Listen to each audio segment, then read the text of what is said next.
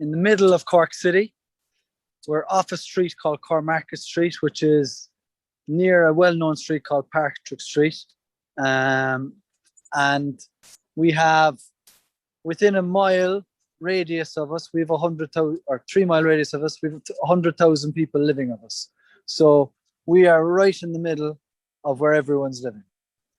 As you can see, I'm surrounded by buildings on all sides. There's new apartment blocks, car parks, everything. And in the middle of it all, we have our greenhouse and all our planting in raised beds. So these beds here contain our winter crops. So the crops that we were harvesting for the winter, and we will turn them over now to our summer crops in the coming weeks. It's absolutely lashing rain. See the buildings below. And over here, we have our rooftop hens.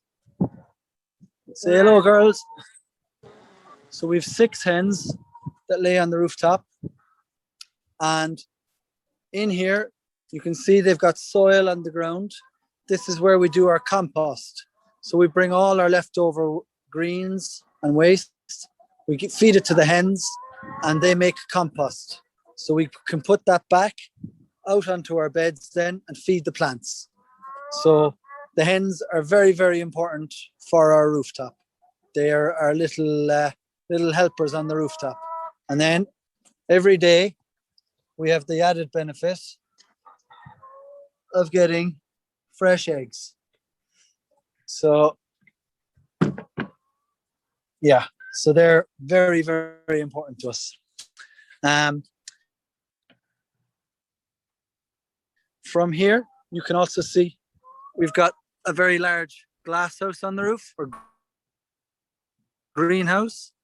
So inside here, we grow 4,500 plants.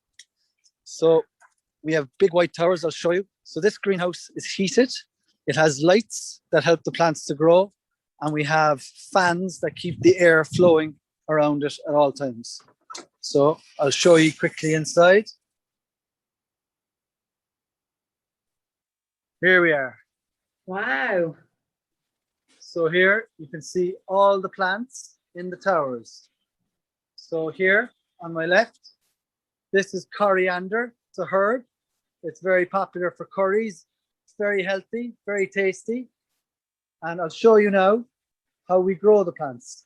So you can see here, I've got a little, it's called a plug, and I can pull out the plant, roots and all. And you can see here all the roots, and they're grown inside in this tower with water running through it. So I can just pop that back in. And the plants are fed from this tower. So underneath here, we have water, which has fertilizer for the plants. And that's pumped up to the top, and it trickles down and feeds all the plants. And in here, there's 4,500 plants in an 80-meter squared space. So no bigger than your classroom.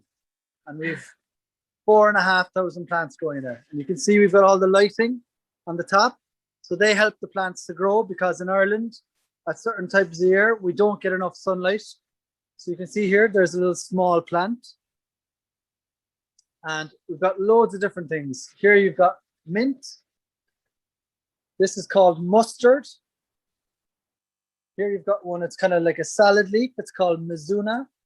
So we harvest these and we sell them right on our doorstep to the people living in Cork City.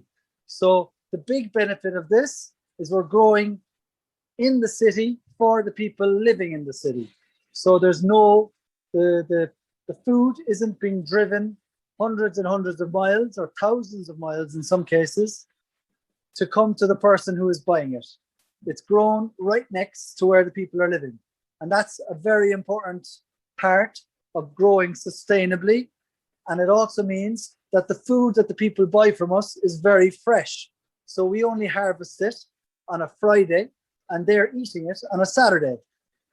And also because we grow in these towers, there's no slugs or insects or soil that makes the leaves dirty. So we don't need to wash the leaves. So that keeps the leaves fresher as well. So it's a very ecologically sustainable way to grow food. And the food is delicious. So you can see here, we've got really healthy lettuce. Wow.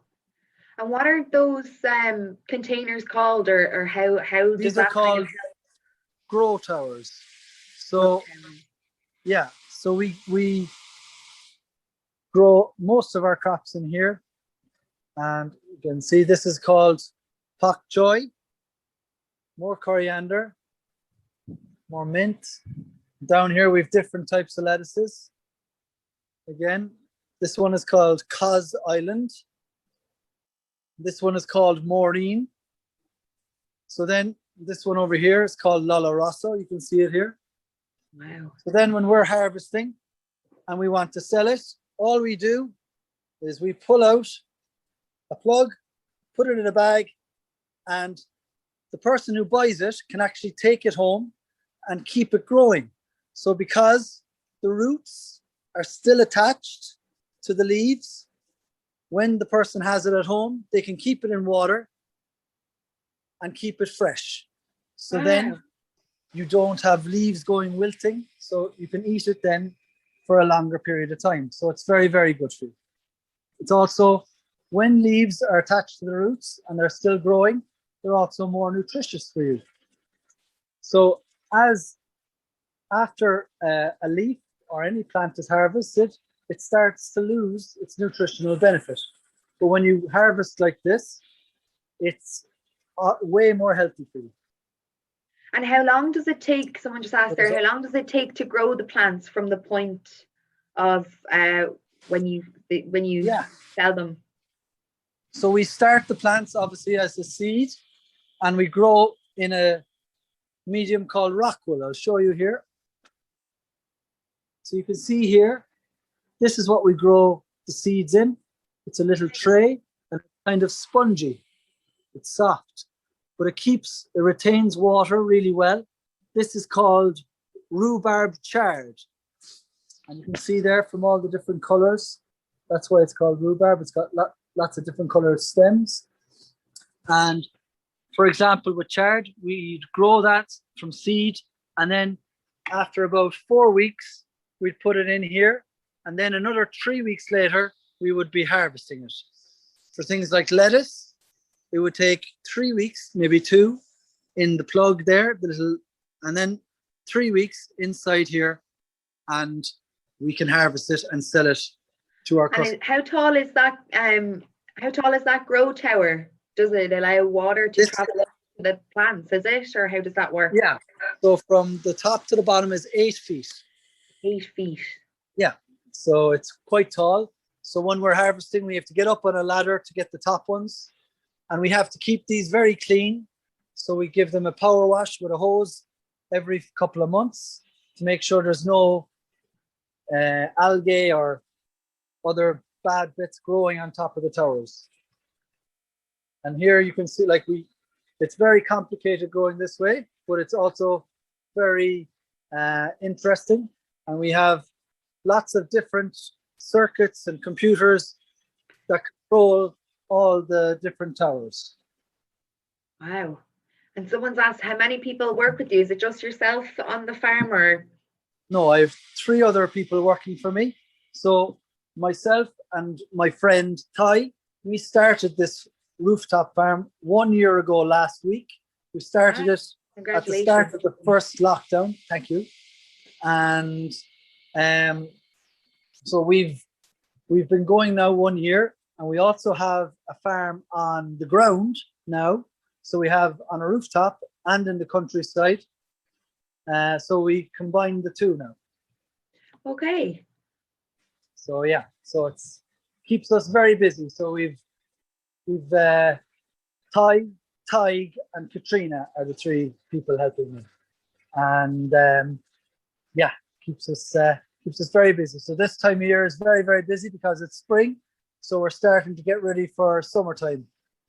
These towers were kind of always in the middle of getting ready for them because they're constantly growing. There's no real change due to the seasons in here because we control all the environment. We control the temperature, we control how much water they get, the fertilizer they get, and that means that we can grow all year round inside here. So even when it was -7 degrees in January, the plants were healthy and happy inside here in the greenhouse.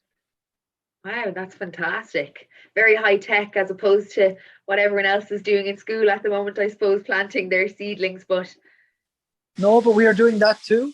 So this form of growing is a bit different, but we do the traditional way as well, and that's why we use the raised beds outside. So on our raised beds, we would be planting into seedling trays, and then we'd be transplanting out. So here we have chard, there's some celery, again more chard, you got some rosemary, below some kale, spring onions, but for the summertime we will have potatoes, carrots, parsnips, onions, and lots of different types of vegetables. We'll also have on our farm in the countryside, we'll have loads of tomatoes, aubergines, peppers, you name it. So someone has asked, why do you use a growing tower inside as opposed to the beds outside, I guess? Yeah, so because we're on a rooftop, we can't take as much weight as you would in a normal farm on the ground. So the building can only take so much soil on top of it.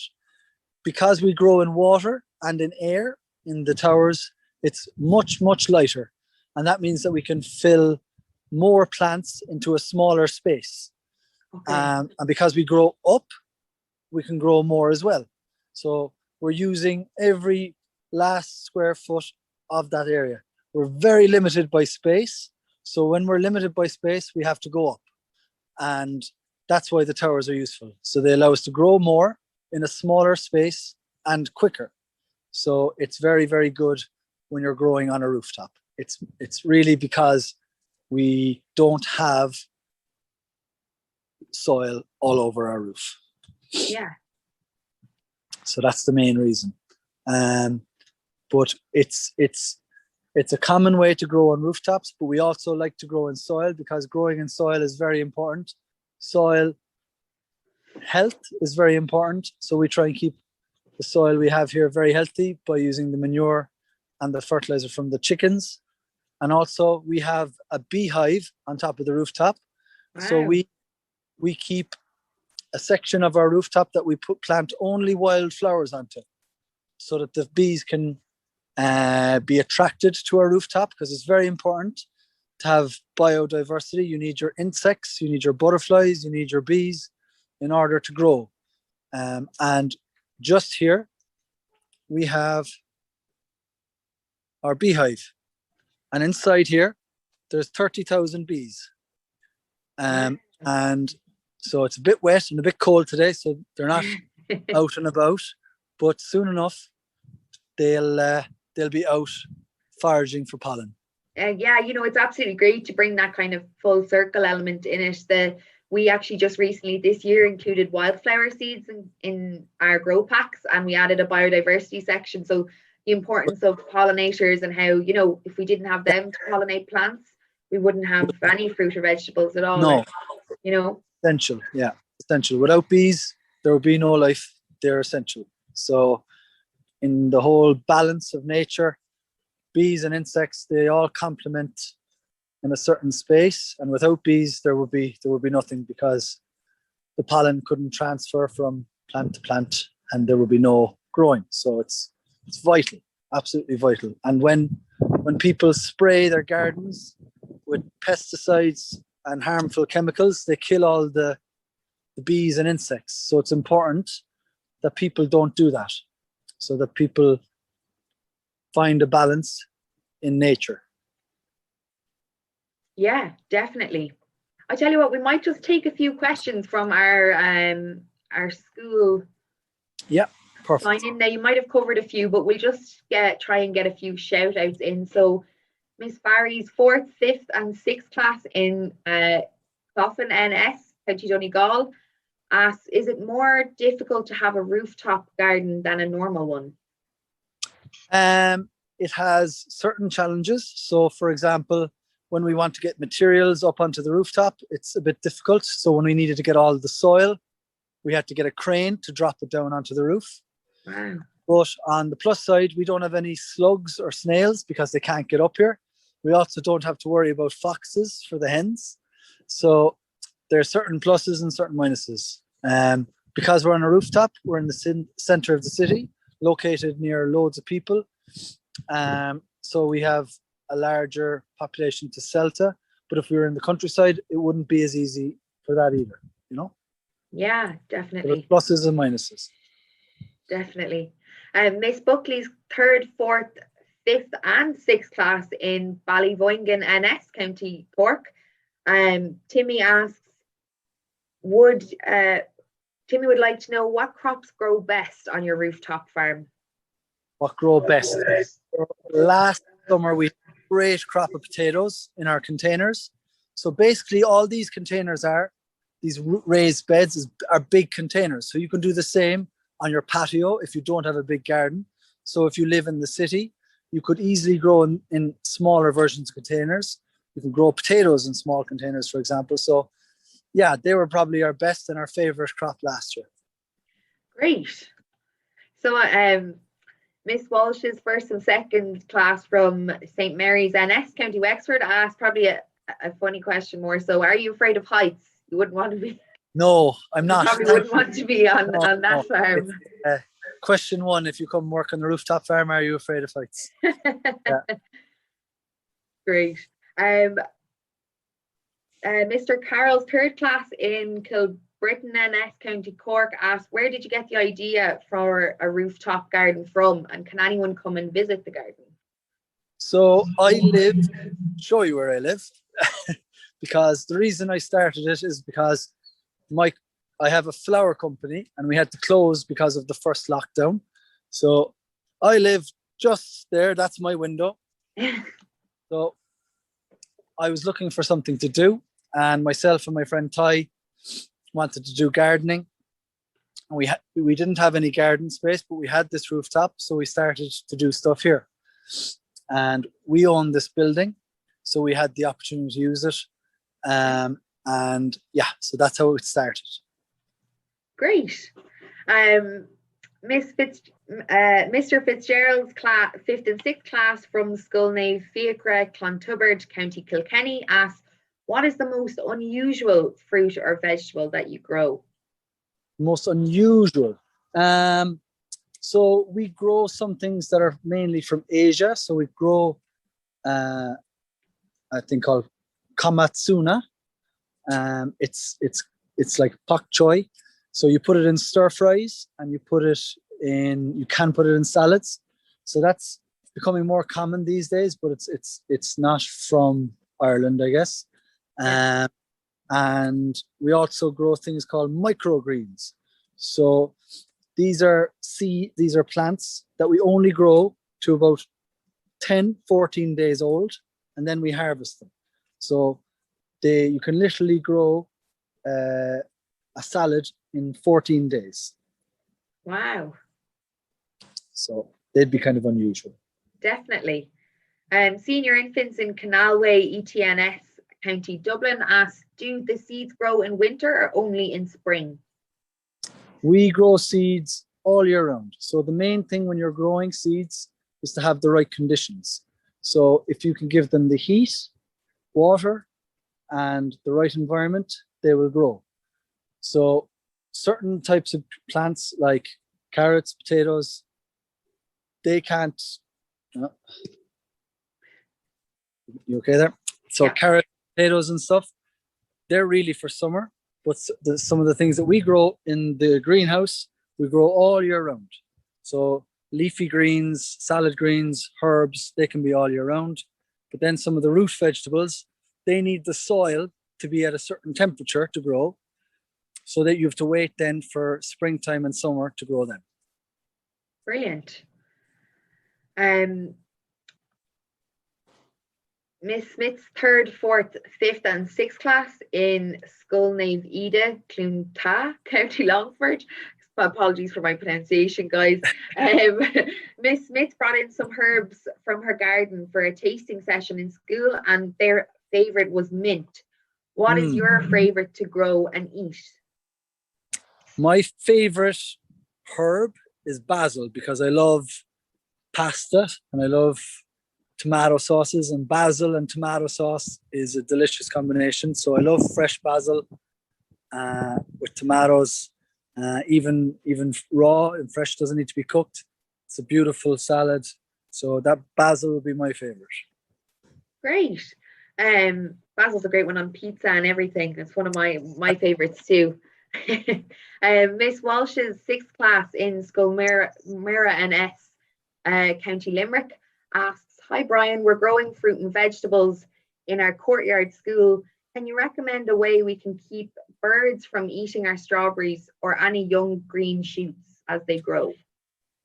You can get little bird protectors, but truthfully, if the birds know they're there, they're going to get at them. It's just one of those issues. If the birds are getting in, they're going to get at them. The only thing you could maybe do is try and put them inside, maybe under a plastic covering, maybe like a little polytunnel or something that they can't get in. But if there's trees and things like that, the birds are just going to feed on what's on the trees. It's again just part of the balance of things, I guess. But yeah, if you have strawberries and stuff, maybe just give them a covering. So get a little plastic, get a kind of a wire hoop. It depends how they're grown. It's hard to know, but often what people do is they might put them inside in a little protective net or under a protective plastic. Great. And one of our final questions there, I think that we've time for, is kind of 3rd and 4th class in Clough NS. How do you stop the chickens flying off, and what are their names? Oh, Ty knows their names. I can't tell them apart. I think they all look the same. I'm really bad for that. They don't fly off. We bring them for a walk sometimes. So look, I'll show you here. If I open the door, they absolutely make a run for it. They can't wait to get out. So, but they won't fly off the roof. They won't. But what they will do is eat everything they find. So I have to put them back in then. A bit counterproductive there. Yeah, exactly. But they prefer their coop because it has nice dry bedding for them and a place to lay their eggs. And yeah, they prefer that. So they don't fly off because we have to keep them protected in here. But as you can see, they love greens. So they just eat everything they see. So probably a bit better that we keep them in there. Someone's asked as well, what do you do with the honey from your bees, or do you harvest the honey from them, I suppose? Yeah, so we received our bees last August, so we haven't had honey yet. So this will be our first summer where we get honey, and we'll keep some to eat ourselves, obviously, and then we'll sell the rest. Great. Have you any other animals? There's lots of questions on animals. I know a farm, and your usual farm normally entails maybe lots of different animals, but I suppose being on a roof, you're kind of limited to what you can have up there. Yeah. We've no other animals on the roof, but we live where we have our market garden. We're on a dairy farm, and there's 200 cows out there.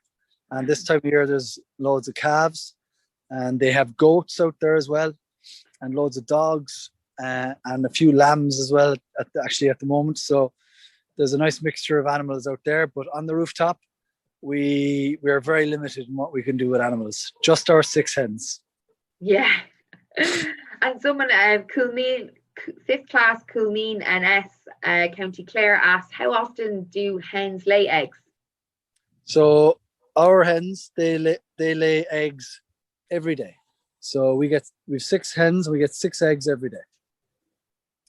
Okay. And going back to the bees, what type of bees are they? They're native Irish black bees.